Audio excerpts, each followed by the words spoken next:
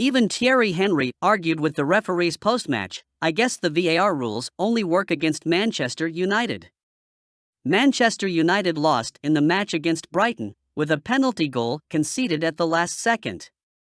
After the match, Ten Hag said, "This defeat was bad, but we don't need to get discouraged. We would have scored at least 1 point if it wasn't for that penalty at the last second. We will continue to work."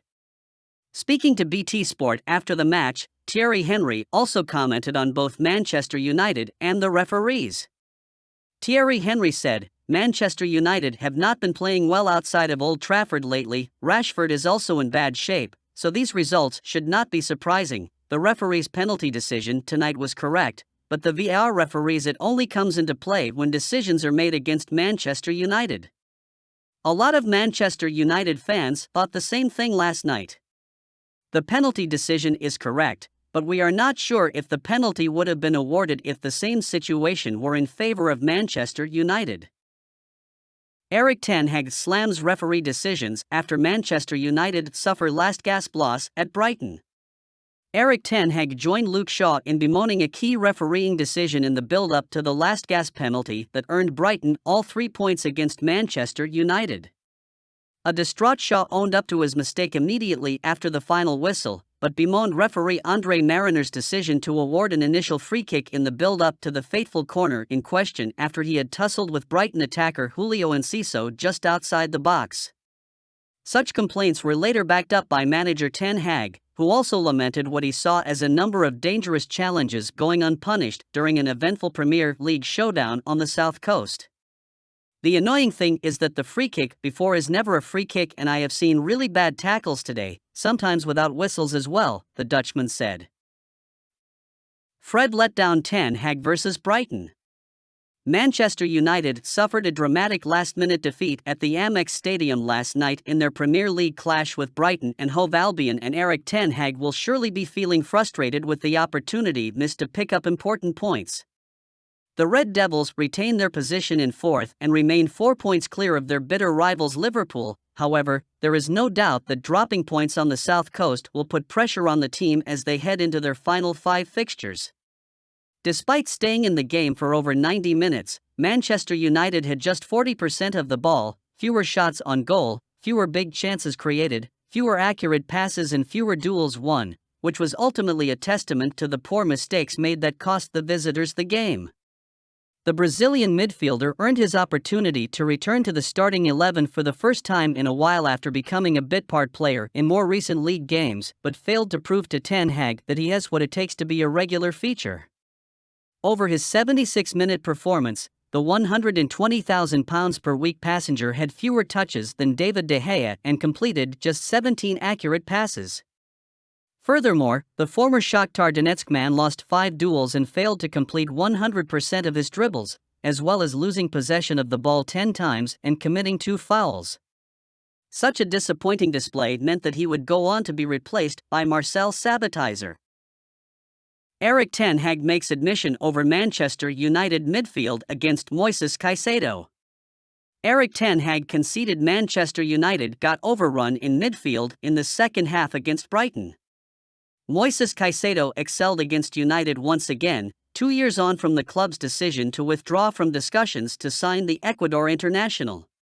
When asked if he was happy with the second-half performance, Ten Hag replied, No, first half, we had our better chances and especially in the last part we got overrun in the midfield. It was not necessary, but on that point, you have the opportunities by good football and create the chances very well, and our level has to be a goal," said. Anthony Martial puts in another lethargic display as his Manchester United career peters out. Erik ten Hag decided to gamble against Brighton on Thursday and made 2 key changes, bringing in Fred and Anthony Martial, and it is safe to say that the experiment failed miserably. It has been a similar tale for the Frenchman in so many seasons now. He impresses in a few games and then goes back to being lazy and disinterested. In pre-season, the 27-year-old managed to resuscitate his dying United career and earned the confidence of the new boss, but once again, he keeps letting him down.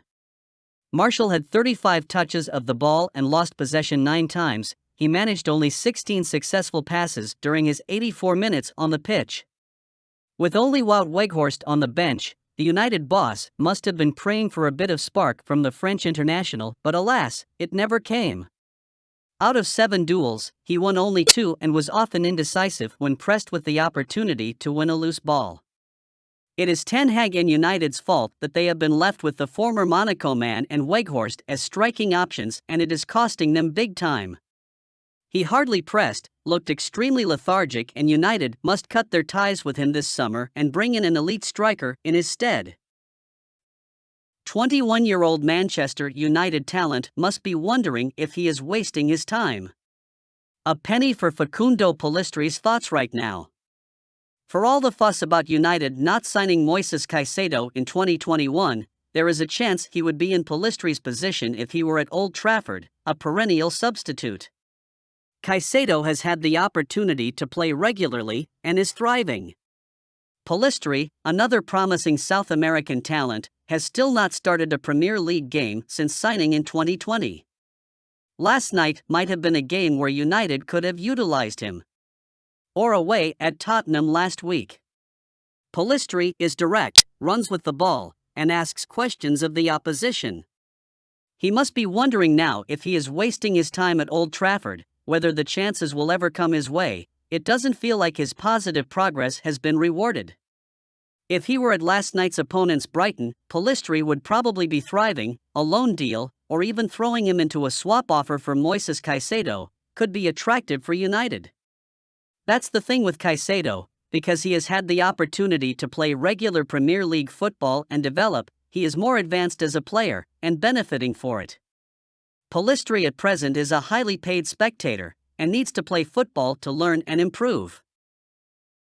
Manchester United in talks to sign Real Madrid target.